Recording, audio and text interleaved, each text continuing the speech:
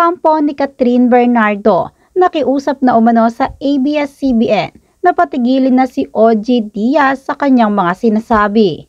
Catherine Bernardo may sinabi tungkol kay OG dahil sa breakup issue na inilabas noon ni OG Diaz tungkol kina Catherine Bernardo at Daniel Padilla. May nakarating umano kay OG na ilan sa kampo ni Catherine Bernardo ay nakiusap na sa ABS-CBN upang patigilin si OG.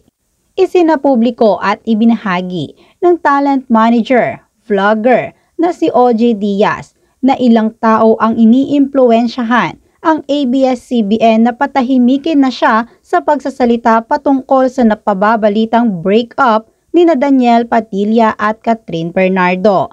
Ani ni OG sa Showbiz Now na meron daw nakikipag-usap sa management ng ABS-CBN na kung pwede raw na patigilin na ako, kami dito na magbalita tungkol sa Katniel, sa breakup di umano, lalo na kay Daniel, pinatitigil na kami. Ngunit nilinaw din ni OG Diaz na wala pa siya umanong natatanggap na pakiusap mula sa ABS-CBN, ang home network ni Daniel Padilla at Catherine Bernardo.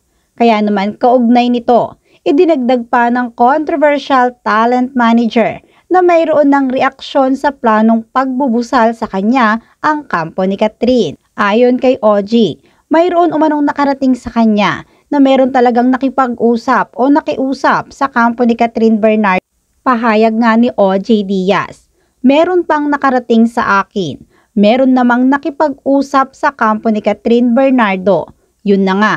Parang nakarating kay Catherine na merong nakikipag-usap sa management ng ABS-CBN para patigilin ako.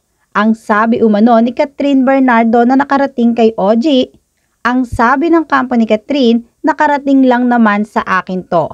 Let them be. Ibig sabihin, hayaan nyo na sina OG na gawin ang trabaho nila. Parang ganoon yung let them be.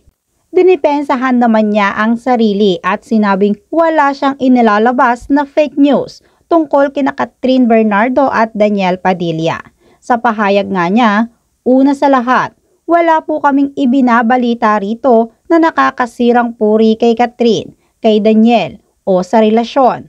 Ang lagi rin naming sinasabi rito, yun lang po ang nababalitaan namin pero hindi pa confirm.